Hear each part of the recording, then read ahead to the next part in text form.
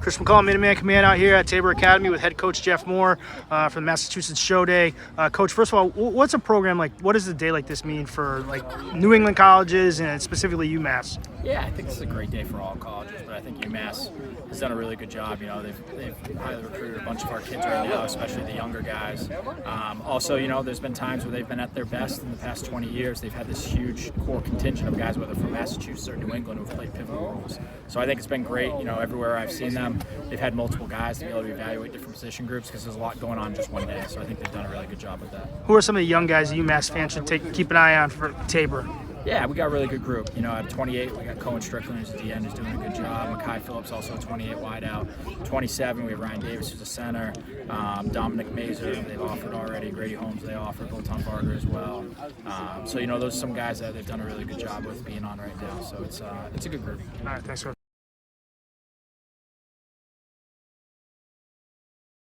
Why is a day like this important for a school like UMass? I think it's important for all New England football, and particularly I think UMass, right, is that everyone wants to get area in college to be good. You need people from geographic proximity that's going to have a connection with you. And I think the stronger your area is, the better it's going to be for you to get good players. So I think part of an area being strong is, you know, football is a different game, and it's not necessarily a super skilled game. It is athletic technique and coach game. And I think when there's big, strong, athletic kids everywhere in the country, and I think when they see other kids that are similar to them develop, grow, and get opportunities, it gives them the visual that can be accomplished, and they can get that success. And I think then they get themselves more dedicated, more committed to a process, and then advance their opportunities. I mean, I think you've seen that throughout New England football over the past 15 years, where you know, past success breeds future success because guys believe that they can do it. So you'll see there's a batch of quarterbacks in New England that might be national quarterbacks, and I think a lot of it had to do because there's 3 or 4 national quarterbacks 2 years ago, and that will continue to grow. I think when you see people have success, you believe that it's possible, and you spend more resources, time, and investment in it. So I think that trickles to UMass, right?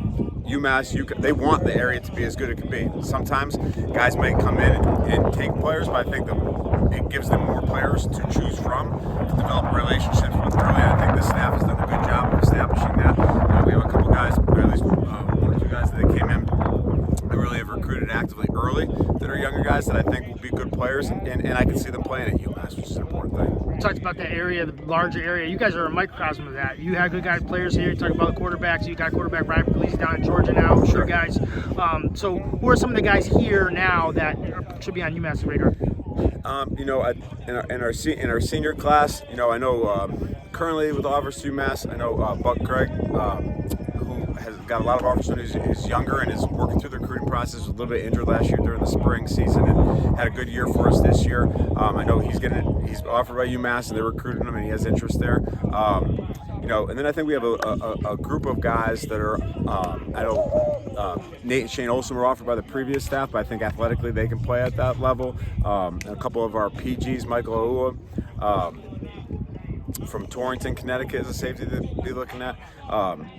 Charlie Tom, who's an offensive lineman from Darien.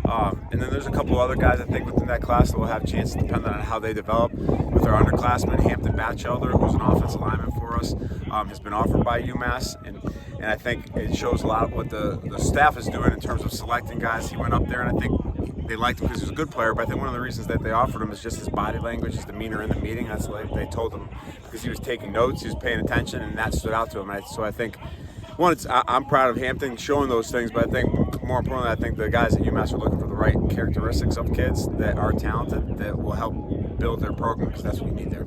Thanks a lot, Coach. Appreciate it. You got it.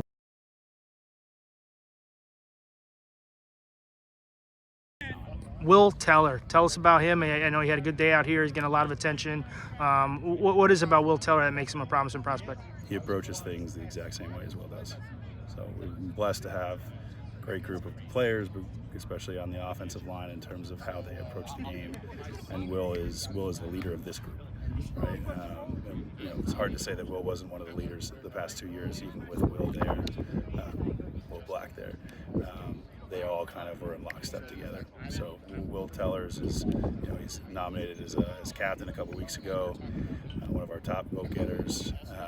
He is as professional, as intentional, and as driven and loves the game more than most, I would say, and has been doing everything that he can to obviously develop as a player and be a great teammate and leader for our program. What are some of the physical tools he has? I mean, he's got boxer feet. And he is nasty on the inside. He's great with his hands. He's got room to grow from the flexibility and mobility standpoint. But the work that he's put in there and how quick his feet are, how quick he is with his hands, are what make him deadly. All right, thanks, Coach.